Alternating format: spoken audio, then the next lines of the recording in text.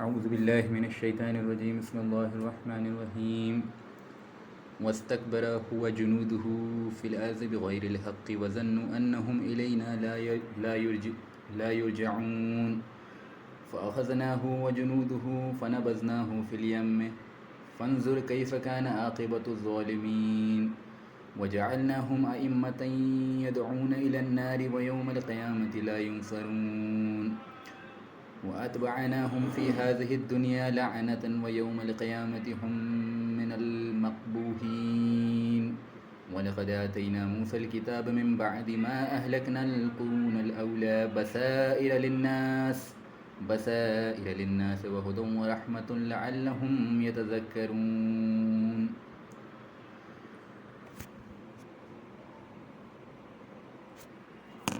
صدق اللہ العلی العظیم. رب اشرح لی صدری ویسر لی امری واحلل عقدۃ من لسانی یفقہوا قولی. موسیٰ علیہ السلام اور فرعون کی سٹوری میں فرعون کی جو ہلاکت کا تذکرہ سورہ یونس کے اندر ہوا ہے، آیت نمبر 90، 91 اور 92، وہ ہم نے پچھلے ٹرن پہ پڑھ لی تھی. اس موقع پہ ہم اسی واقعے کو دوسرے پوائنٹ آف ویو سے، اللہ تعالیٰ نے دوسرے انداز میں اسی پورے واقعے کو، یعنی فرعون کی ہلاکت کی جو تفصیلی ڈیٹیلز تھی وہ تو ہم نے وہاں سورہ یونس میں پڑھ لی تھی، لیکن یہاں اللہ تعالیٰ نے اس پورے واقعے کو، اس ہلاکت کے اس عظیم واقعے پہ ایک دوسرے انداز میں جو ہے وہ روشنی ڈالی ہے، وہ انشاءاللہ آج ہم پڑھیں گے. اور یہ موسیٰ اور فرعون کے درمیان کی جو سٹوری ہے اس کا یہ آخری باب ہوگا انشاءاللہ. نیکسٹ ٹرن سے ہم پھر موسیٰ علیہ السلام کی دعوت و تبلیغ جو بنی اسرائیل میں کیسی چلی ہے اس کے بارے میں ہم انشاءاللہ پڑھیں گے. تو ابھی ہمارے سامنے جو آیتیں پڑھی گئی ہیں وہ سورہ قصص کی ہیں. سورہ قصص میں آیت نمبر 39 to 43 پڑھی گئی. انشاءاللہ آج اس پہ بات ہوگی، اور نیکسٹ ٹرن پہ پھر ہم واپس سورہ اعراف میں آیت نمبر 137 آنورڈز ٹل 158 موسیٰ اور بنی اسرائیل کا تذکرہ پڑھیں گے. اور اس کے بعد سورہ کہف سے موسیٰ علیہ السلام کی ایک آئسولیٹڈ اسٹوری ہے، ایک بالکل یوں سمجھ لیجئے کہ پورے موسیٰ علیہ السلام کی زندگی کی پورے لڑی سے ہٹ کے ایک اسٹوری ہے، وہ موسیٰ علیہ السلام اور خضر کے درمیان. تو وہ انشاءاللہ ہم اپنے آخری، یعنی جو اس پوری سیریز کا اختتام ہوگا وہ اس امپورٹنٹ اسٹوری پہ ہوگا. تو انشاءاللہ آج جو آیتیں پڑھی گئی ہے وہ آپ کے سامنے میں رکھنے کی کوشش کرتا ہوں. اللہ تعالیٰ فرماتا ہے وَاسْتَكْبَرَ هُوَ وَجُنُودُهُ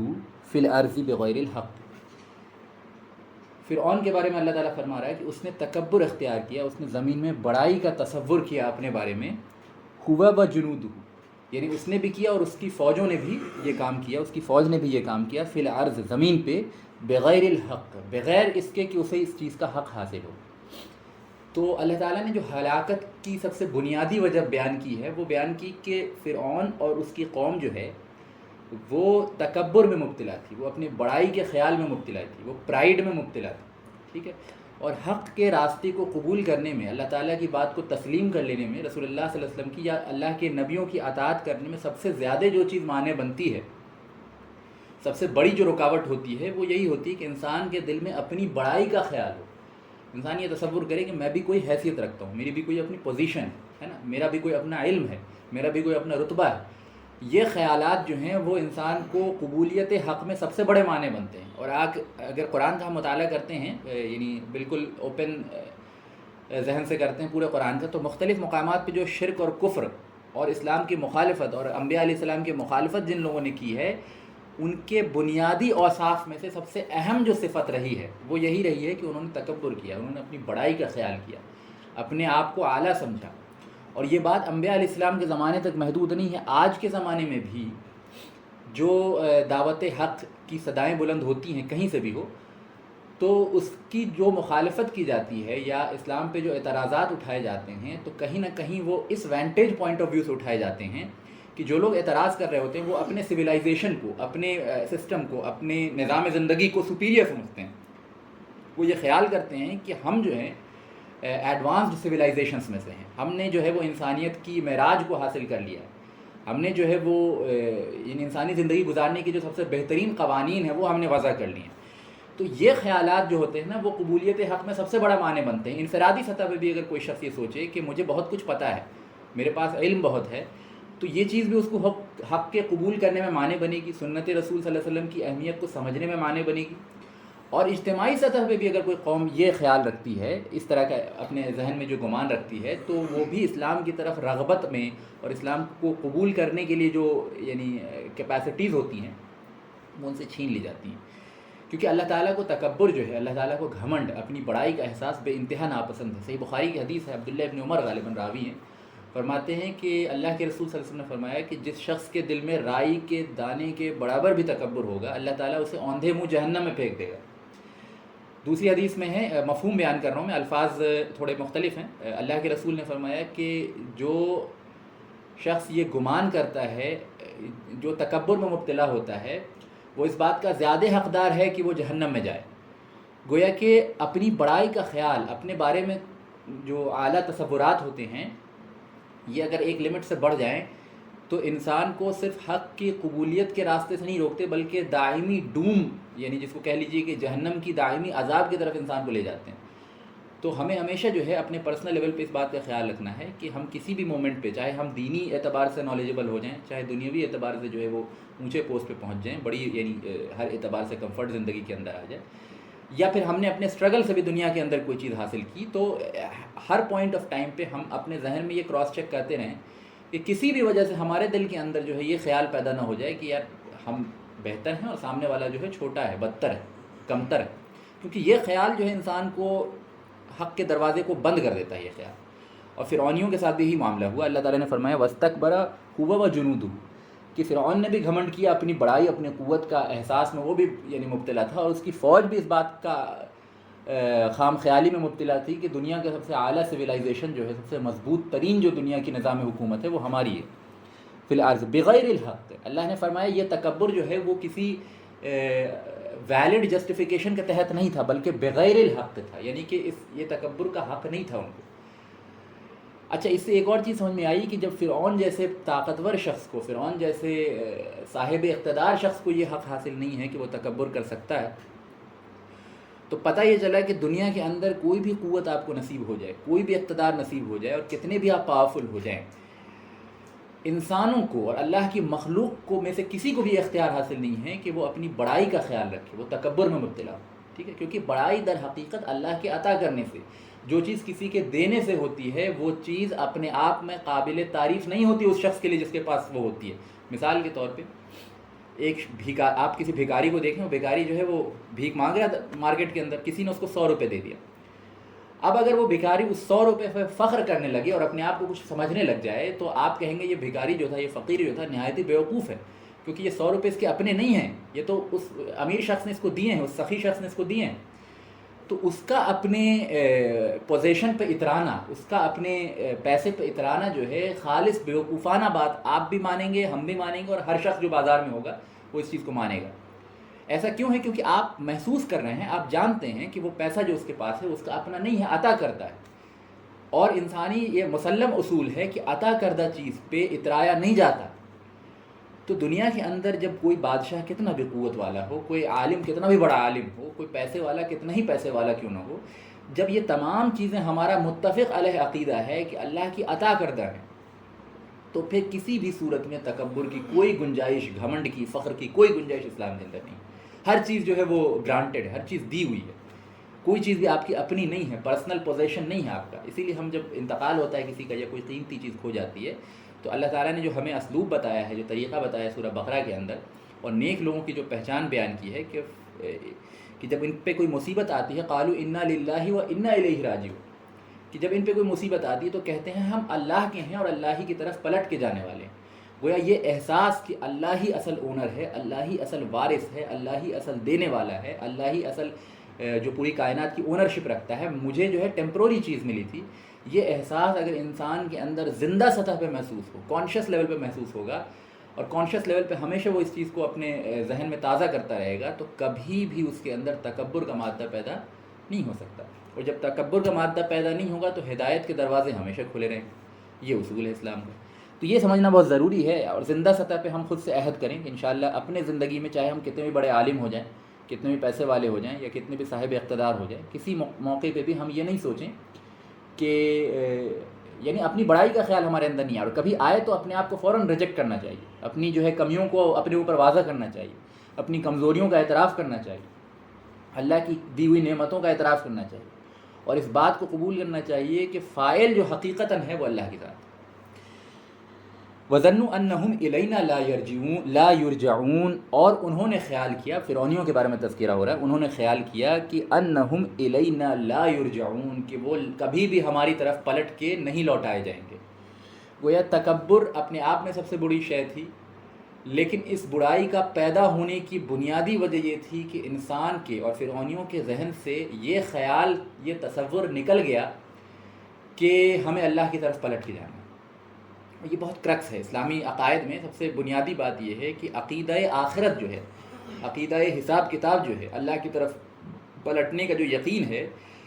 یہ وہ سب سے بنیادی شے ہے جو انسان کو ہمیشہ برائی سے روکنے کا مادہ رکھتی ہے، ورنہ دوسری چیزیں نہیں۔ اگر آپ اللہ پہ یقین بھی کر لیں، اللہ کی قدرت کاملہ کا یقین بھی کر لیں اور اللہ کے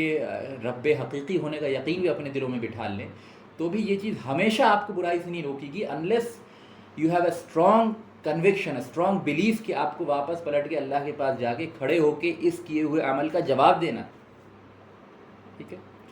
تو یہ جو چیزیں ہیں کہ جب انسان کے ذہن سے یہ چیز اوجھل ہو جاتی ہے کہ اسے اللہ کے سامنے جواب دینا ہے، تو یہ چیز سب سے بڑی وجہ بنتی ہے انسان کی گمراہی کی، سب سے بڑی وجہ بنتی ہے دنیا کے اندر فساد کی، شرک و کفر کی، اور تمام جو حرام کاریاں ہیں دنیا کے اندر، سب سے بنیادی وجہ اس کی یہی ہے کہ انسان کے ذہن سے یہ عقیدہ گم ہو جاتا ہے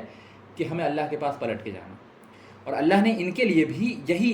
جو بنیادی بیماری بیان کی ہے، وَظَنُّوا أَنَّهُمْ إِلَيْنَا لَا يُرْجَعُونَ، کہ انہوں نے خیال کیا یہ ہمارے پاس پلٹ کے آئیں گے ہی نہیں۔ یہ بنیادی وجہ تھی ان کے کرپشن کی، اور اللہ تعالیٰ اس بیماری سے ہمیں محفوظ رکھے۔ ہم مسلمان ہیں اور ان چیزوں پہ ہمارا عقیدہ ہے، لیکن اگر ہم ان چیزوں کو ریوائز نہیں کریں گے، ڈے ٹو ڈے، صبح شام اپنے آپ میں ان چیزوں کو یاد نہیں کریں گے،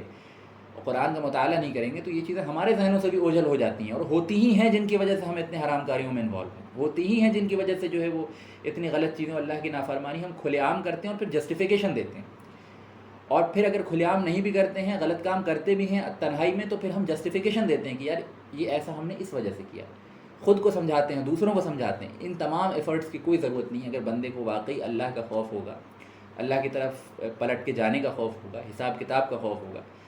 وہ حقیقت اس پہ واضح ہے کہ کوئی گناہ میں تمام انسانوں سے چھپا کے کر لوں، تمام مخلوقات سے چھپا کے کر لوں، اللہ سے مخفی نہیں رہ سکتی وہ چیز۔ تو یہ وہ عقیدہ ہے جو ہمیں بار بار یاد رکھنے کی ضرورت ہے، یہ وہ عقیدہ ہے جو ہماری زندگی میں دائماً تبدیلی لانے کا مادہ رکھتا ہے، اور ہمیں دائماً اللہ اور اس کے رسول صلی اللہ علیہ وسلم سے قربت کا مادہ، یہ وہ عقیدہ ہے جو رکھتا ہے۔ اور اسی عقیدے کو قرآن نے بار بار مختلف مقامات پر بیان کیا۔ آپ قرآن کے کوئی 2 پیجز نہیں پڑھ سکتے جس میں یہ عقیدہ آخرت مینشن نہ ہو، کوئی 2 پیج ایسا نہیں پڑھ سکتے جس میں اللہ تعالیٰ کے سامنے جواب دہی کا خوف جو ہے وہ نہیں دلایا جا رہا ہو۔ تو قرآن اپنے آپ میں نیچرل میڈیسین ہو جاتی ہے اس بیماری کی، کہ آپ اگر ریگولر بیسس پر قرآن کا مطالعہ کرتے ہیں تو ہمیشہ وہ عقیدہ توحید، عقیدہ آخرت، عقیدہ رسالت، اطاعت، فرمانبرداری اور اللہ کے عذاب، اللہ کے جو انعامات ہیں، ان تمام تذکروں کا بار بار اگر ہر پیج کے اندر آپ پڑھ رہے ہیں تو ہماری سوچ کا حصہ بن جائے گا، ہماری فکر کا حصہ بن جائے گا۔ اور یہ اصل مقصود ہے۔ یہ جو دعوتی تحریکیں ہیں، جو تذکیری مجالس ہیں، یہ جو درس و تدریس کا سلسلہ ہے، در حقیقت یہ اس کی بنیاد ہی یہ ہے کہ یہ تمام باتیں جو قرآن میں ریکرنٹ تھیم ہیں وہ ہماری زندگی کا، روزمرہ کی زندگی کا حصہ بن جائے۔ ٹھیک ہے، انشاءاللہ میں اپنے بات کی طرف واپس پلٹتا ہوں۔ فَأَخَذْنَاهُ وَجُنُودُهُ فَنَبَذْنَاهُمْ فِي الْيَمِّ فَانظُرْ كَيْفَ كَانَ عَاقِبَةُ الظَّالِمِينَ۔ میں چاہوں گا اس آیت پہ آپ ذرا فوکس کریں، اور مطلب انشاءاللہ میں اگر اللہ نے چاہا تو یہ بات آپ کے سامنے واضح کروں گا۔ فَأَخَذْنَاهُ وَجُنُودُهُ۔ اچھا، اس سے پہلے کہ میں اس کا ترجمہ کروں، آپ نے وہ واقعہ لاسٹ ٹرن پہ پڑھا ہے سورہ یونس کے اندر، جس میں اللہ تعالیٰ نے فرعونیوں کے غرق ہونے کا جو تذکرہ ہے بہت تفصیلی طور پہ بیان کیا، اور پھر ہم نے آپ کے سامنے ایڈیشنل جو تفاصیل ہیں اس واقعے سے ریلیٹڈ وہ بھی بیان کی تھی۔ تو آپ اپنے ذہن میں ذرا تصور کریں کہ فرعون جب بنی اسرائیل کے پیچھا کرنے کو نکلا تھا، جب بنی اسرائیل کے بارے میں فرعون کو یہ معلوم چلا کہ وہ لوگ راتہ راتی جو ہیں وہ ہجرت کر گئے ہیں اور ہمارے ملک سے نکل گئے ہیں، جب فرعون ان کے تعاقب کے لیے جا رہا ہوگا، ان کو پیچھے کر رہا ہوگا اور اپنی فوج اور بہت بڑے لشکر کے ساتھ جو ہے وہ پوری عظیم الشان فوج کے ساتھ پیچھا کر رہا ہوگا بنی اسرائیل کا، تو آپ ذرا کیفیت کو تصور کریں، فرعون اپنے ذہنوں میں کیا سوچ رہا ہوگا، اور فرعونی جو قوم تھی وہ اپنے ذہن میں کیا سوچ رہی ہیں۔ وہ یہ تصور کر رہے ہوں گے، وہ یہ سوچ رہے ہوں گے کہ یہ تمام اخراجات جو ہم اٹھا رہے ہیں، یہ تمام جو ہم کوششیں کر رہے ہیں، اس کا نتیجہ یہ ہوگا کہ ہم بنی اسرائیل کو مزہ چکھا دیں گے، اور ہم بنی اسرائیل کا خاتمہ کر دیں گے، اور بنی اسرائیل کے اندر جو ریبیلیس ٹینڈنسیز آ گئی ہیں اس کا خاتمہ کر دیں گے۔ موسیٰ اور اس کے تمام ساتھیوں کو قتل کر دیں گے. گویا کہ فرعون اس ارادے سے اپنے پیسے خرچ کر رہا تھا، اپنی فوج کو جمع کر رہا تھا، اپنی جو ہے وہ اتنی محنت اٹھا رہا تھا اور اتنی مشقت کر رہا تھا، اتنی فوج کی قوت کا مینیفیسٹیشن کر رہا تھا کہ ہم اس کے ذریعے بنی اسرائیل کا خاتمہ کر دیں گے، ہم اس کے ذریعے جو ہے وہ جو موسیٰ علیہ السلام کی دعوت ہے اس کو جو زیر کر دیں گے. لیکن اللہ نے اس واقعے کا کیا تبصرہ بیان کیا؟ اللہ نے بیان کیا فَأَخَذْنَاهُ وَجُنُودَهُ کہ ہم نے پکڑا، ہم نے نکالا. اخذ کرنا کہتے ہیں کسی بھی چیز کو نکالنا، ہم نے نکالا وَجُنُودُهُ یعنی اسے. فَأَخَذْنَاهُ کی ضمیر فرعون کی طرف لوٹ رہی ہے، اور وَجُنُودُهُ یعنی اس کی فوج، یعنی فرعون کو نکالا اور فرعون کی فوج کو نکالا ان کے محلات میں سے، ان کی آرام گاہوں میں سے، ان کی آسائش کی جگہ میں سے، ان کے سیف مقامات میں سے ہم نے ان کو نکالا. فَنَبَذْنَاهُمْ فِي الْيَمِّ اور ان کو لا کے پٹک دیا ہم نے پانی کے اندر، یعنی سمندر کے اندر لا کے ڈبا دیا. گویا اپنے دانست میں فرعون یہ تصور کر رہا تھا، اور تمام باطل قوتیں، تمام اسلام کے دشمن یہی تصور کرتے ہیں کہ وہ اپنے طور پہ وہ منی انویسٹ کر رہے ہیں، وہ اپنے طور پہ جو ہے وہ اخراجات اٹھا رہے ہیں، وہ اپنے طور پہ جو ہے وہ ساری کوششیں کر رہے ہیں، چاہے وہ اس کی ملٹری ڈائمنشن ہو، چاہے میڈیا ڈائمنشن ہو، چاہے دوسرے ذرائع کے ذریعے ہو. تو ان کا تصور تو یہ ہوتا ہے کہ وہ اپنے طور پہ پوری کوشش کر رہے ہیں، اور best out of best technologies and best out of best possible features جو ہو سکتے ہیں اس کا استعمال کر رہے ہیں اسلام کی روشنی کو ختم کرنے کے لیے، انبیاء کی دعوت کو ختم کرنے کے لیے. اور ایک دیکھنے والے نیوٹرل شخص کو بھی یہی لگے گا کہ یہ ساری کوششیں جو یہ ہو رہی ہیں، اتنے ویلتھ خرچ ہو رہے ہیں، اتنا انویسٹمنٹ یہ لوگ کر رہے ہیں، اتنی زبردست ملٹری مائٹ ہے ان کے پاس، اتنے ملٹری اکوپمنٹس ہیں ان کے پاس، یہ ساری چیزیں وہ جو کر رہے ہیں، وہ شان و شوکت جو دکھا رہے ہیں، اس کے ذریعے جو ہے وہ اہل ایمان کا خاتمہ ہو جائے گا. لیکن اللہ نے اس واقعے کا تبصرہ کچھ دوسرے ہی انداز میں کیا، اور اس میں بڑا لطیف اشارہ ہے. فَأَخَذْنَاهُ وَجُنُودُهُ کہ ہم نے ان کو پکڑا، ہم نے نکالا ان کو ان کی آرام گاہوں سے اور اس کی پوری فوج کو. گویا کہ یہ اللہ کے لارجر پلاننگ کا حصہ تھی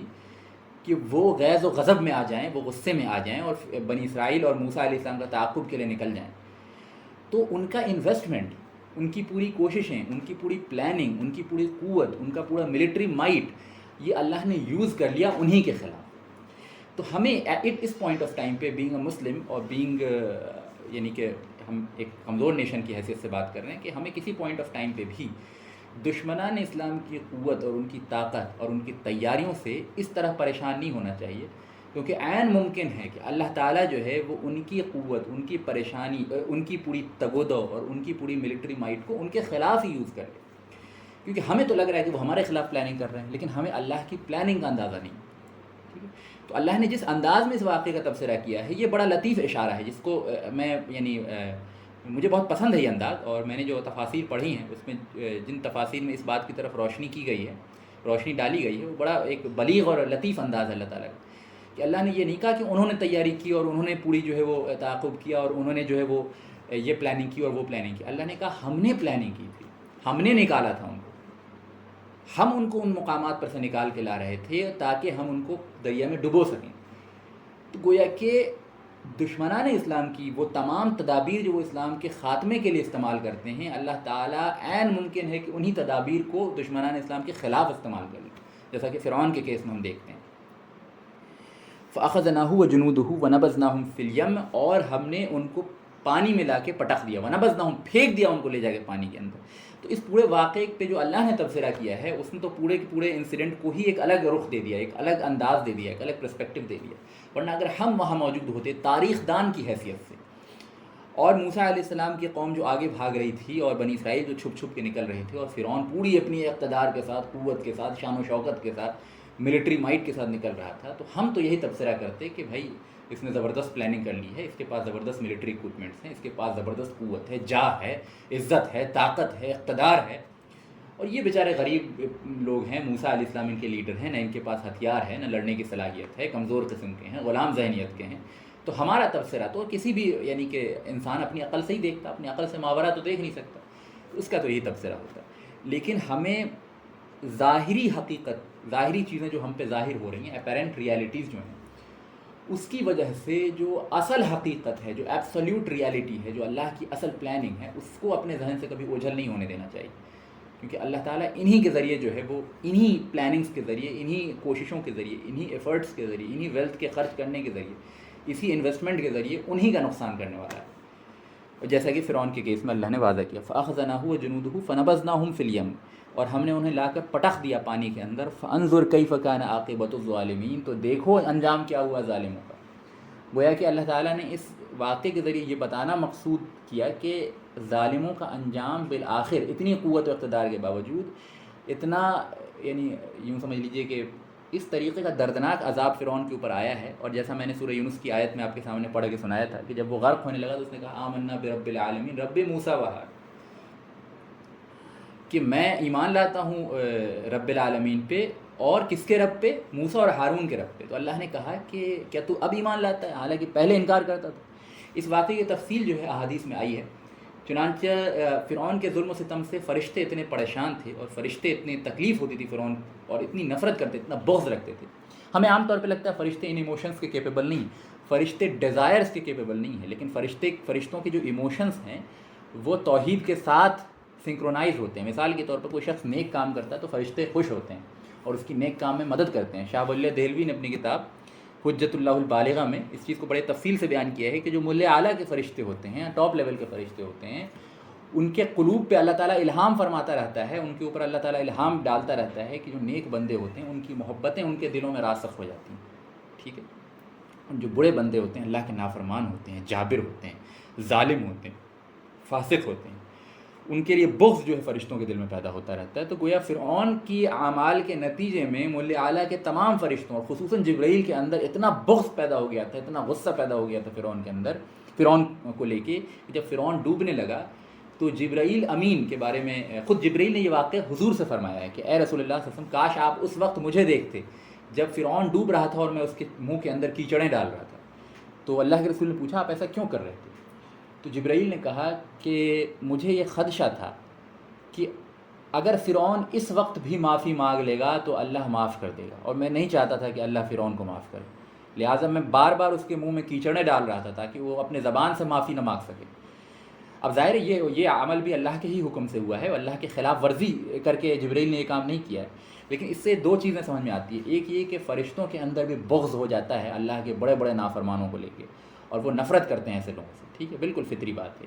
کیونکہ وہ اللہ سے محبت کرتے ہیں، تو اللہ کے دشمنوں سے بغض رکھنا بھی بالکل فطری بات ہے. تو اور دوسرا یہ کہ اللہ کی رحمت کی وسعت کا اتنا زبردست اندازہ تھا جبرائیل کو کہ جبرائیل نے کہا کہ مجھے یہ خدشہ تھا کہ اگر ابھی بھی یہ معافی مانگ لے تو شاید اللہ معاف کر دے گا، اور میں نہیں چاہتا تھا کہ یہ معافی ہو اس کی. اس نے اتنے عظیم گناہ کیے ہیں، اتنے لوگوں پہ ظلم کیا ہے، اتنے بچوں کو قتل کیا ہے، اتنی عورتوں کو ریپ کیا ہے، اتنے بڑے بڑے دعوے کیے ہیں، اپنے رب ہونے کا دعویٰ کیا، شرک کو عام کیا، بنی اسرائیل پہ ظلم و ستم کیا، موسیٰ پہ ظلم و ستم کیا، اور غرض ہر وہ برائی جس کا تصور کیا جا سکتا ہے، ہر وہ ظلم جس کا تصور کیا جا سکتا ہے، سب کے سب فرعون میں جمع تھی. تو فرعون کے اس ظلم کے بعد بغض اتنا زیادہ تھا جبرائیل کا، فرماتے ہیں کہ میں کیچڑیں ڈال رہا تھا اس کے منہ میں تاکہ وہ اللہ سے معافی نہ مانگ لے اور اللہ معاف نہ کر دے. اس سے اللہ کی رحمت کی وسعت کا بھی اندازہ ہوتا ہے نا. وَجَعَلْنَاهُمْ أَئِمَّةً يَدْعُونَ إِلَى النَّارِ وَيَوْمَ الْقِيَامَةِ لَا يُنصَرُونَ، اور ہم نے بنا دیا انہیں، یعنی فرعون کے بارے میں اللہ تعالیٰ فرما رہا ہے، اور فرعون اور اس کے قوم کے بارے میں فرما دیا. وَجَعَلْنَاهُمْ أَئِمَّةً يَدْعُونَ إِلَى النَّارِ، ہم نے فرعون اور اس کے ساتھیوں کو امام بنا دیا، لیڈر بنا دیا. کیسے لوگوں کا؟ يَدْعُونَ إِلَى النَّارِ، ایسے لوگوں کا جو آگ کی طرف بلاتے ہیں، جو جہنم کے راستے پہ چلاتے ہیں. یعنی گمراہی کے تمام لیڈرز جو دنیا کے ہیں ان سب کا قائد حقیقتاً جو ہے فرعون ہے. اسی لیے فرعونیت جو ہے یا فرعون جو ہے یہ ٹرم سینونیمس ہو گیا ہے اسلامی لٹریچر کے اندر ہر ظالم بادشاہ کو لے کے. گویا بشر الاسد کے بارے میں بھی آپ سنتے ہیں، وہ کہا جاتا ہے کہ فرعون وقت ہے وہ. ٹھیک ہے، سیسی جو مصر کے اندر ہے اس کے بارے میں بھی کہا جاتا ہے کہ فرعون وقت ہے وہ.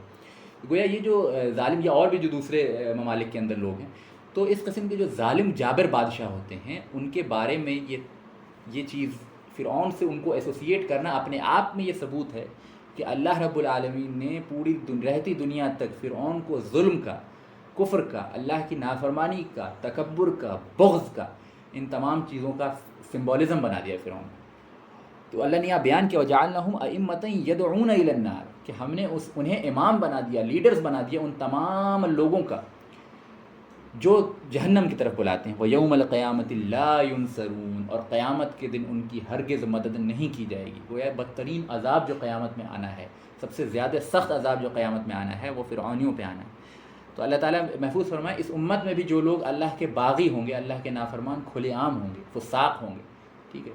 ان کا بھی حشر ان لوگوں کے ساتھ ہوگا، جیسا کہ اللہ کے رسول صلی اللہ علیہ وسلم نے احادیث میں اشارہ فرمایا۔ تو اللہ تعالیٰ ہمیں محفوظ فرمائے کہ فرعون کے ساتھ جو ہے وہ ہمیں اٹھایا جائے،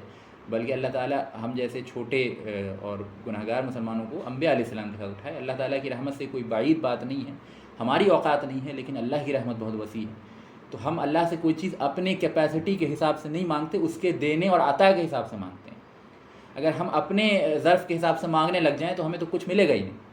ہم تو اللہ سے مانگتے ہیں اس کی صلاحیتیں اور اس کی عطا اور اس کی شان کے مطابق۔ اس لیے دعائیں یہ کرنی چاہیے کہ اللہ ہم نے اپنے کم علمی، اپنے ظرف، اپنے وقار کے حساب سے مانگا ہے، تو اپنے شان کے حساب سے عطا کر دے،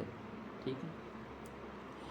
وَأَتْبَعْنَاهُمْ فِي هَذِهِ الدُّنْيَا لَعْنَةً وَيَوْمَ الْقِيَامَةِ هُمْ مِنَ الْمَقْبُوحِينَ،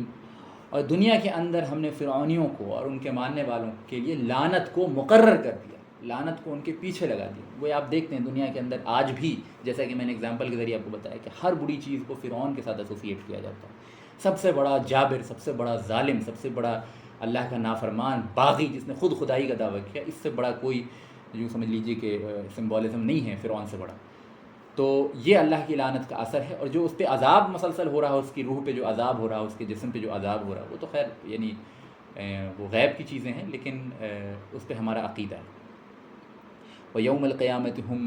مِنَ الْمَقْبُوحِينَ، اور قیامت کے دن بھی فرعون بہت ہی قبیح حالت میں اٹھے گا، بہت ہی قبیح، یعنی مقبوحین کا مطلب ہوتا ہے ایسے لوگ جو قبیح ہوں، بہت جن سے نفرت، جن کو دیکھ کے بہت آپ کی طبیعت کے اندر نفرت، غصہ، غم پیدا ہے نا۔ تو قیامت کے دن جب حقیقت پر سے پردہ اٹھے گا، دنیا کے اندر تو بہت سارے اسباب کے تحت جو ہے دنیا کی حقیقت ہمارے آنکھ پہ پردہ پڑا ہوا ہے، تو بہت سی چیزوں کی ریالٹی ہم نہیں سمجھ پاتے ہیں۔ لیکن جب یہ تمام پردے اٹھ جائیں گے اور پنڈلی ظاہر ہو جائے گی میدان حشر کے اندر، اور اللہ تعالیٰ حقیقت پہ سے پردہ اٹھا دے گا، تو برائی کو ہم کما حقہ دیکھ پائیں گے، ہے نا، بری چیزوں کو ہم ان کی اصلی صورت میں دیکھ پائیں گے۔ اللہ کی نافرمانی کو کتنی قبیح اور بری چیز ہے، وہ ہم اس کو اصلی شکل میں وہاں دیکھ پائیں گے، جس کو ہم اس دنیا کے اندر محسوس اس درجے پہ نہیں کرتے۔ تو قیامت کے دن فرعون کا معاملہ کیا ہوگا؟ وَيَوْمَ الْقِيَامَةِ هُمْ مِنَ الْمَقْبُوحِينَ، قیامت کے دن وہ بہت ہی غضبناک، بہت ہی قبیح اور بہت ہی گندی حالت میں جو اٹھایا جائے گا۔ تو اللہ تعالیٰ جو ہے محفوظ فرمائے امت میں سے کسی کا بھی جو ہے وہ اس کے ساتھ حشر ہو یا اس کی رفاقت جو ہے وہ جہنم میں ملے، اللہ تعالیٰ اس بات سے محفوظ فرمائے۔ میں انشاءاللہ یہاں پہ اپنی اس بات کو ختم کروں گا آیت نمبر 42 تک سورہ قصص کے اندر، اور موسیٰ علیہ السلام اور فرعون کا جو، یعنی موسیٰ علیہ السلام کی سٹوری کو جیسا میں نے 3 پارٹ میں ڈسٹریبیوٹ کیا تھا، پہلا ان کی زندگی کا پرسنل جو نبوت سے پہلے کی زندگی ہے، اس پہ تفصیلی کلام ہم نے سورہ قصص میں ہی کیا تھا۔ پھر نبوت کے بعد والی جو زندگی ہے، اس میں فرعون سے جو مکالمہ ہے، جو وہاں اسٹرگل ہے، جو وہاں دعوت التبلیغ ہے، اس پہ ہم نے تفصیلی کلام کیا۔ اب انشاءاللہ نیکسٹ ٹرن پہ ہم لوگ موسیٰ علیہ السلام اور بنی اسرائیل میں اب جو اصلاح اور تبلیغ کا کام ہے انٹرنل، اس پہ جو موسیٰ علیہ السلام کی روش ہے، ان کا طریقہ کار ہے، وہ انشاءاللہ ہم سمجھیں گے، اور وہاں سے نصیحت جو ہے وہ اخذ کرنے کی کوشش کریں گے۔ اللہ تعالیٰ سے دعا ہے کہ اللہ تعالیٰ اس کو درجہ قبولیت دے اور عمل کی توفیق دے، کیونکہ حقیقت جو ہے وہ، جیسے امام سفیان ثوری سے کسی نے پوچھا کہ دین کی حقیقت جو ہے وہ، کامیابی کی حقیقت کیا ہے، تو انہوں نے فرمایا کہ کامیابی کی حقیقت علم نہیں ہے، عمل ہے۔ بڑے بڑے علمی مباحثے جو ہیں وہ کام نہیں آتے میدان حشر میں، بڑے بڑے جو ہے وہ علمی خدمات جو ہیں وہ کام نہیں آتی انلیس اس پہ عمل کر لیا جائے۔ تو اللہ تعالیٰ جو ہے وہ عمل کی توفیق دے، مجھے سب سے زیادہ دے اور آپ کو بھی دے۔ انشاءاللہ نیکسٹ ٹرن پہ ہم سورہ اعراف کی آیت نمبر 137 آن ورڈز شروع کریں گے۔ وآخر دعوانا الحمد للہ رب العالمین۔ 2 منٹ میں ویٹ کروں گا آپ میں سے جن کا بھی کوئی سوال ہے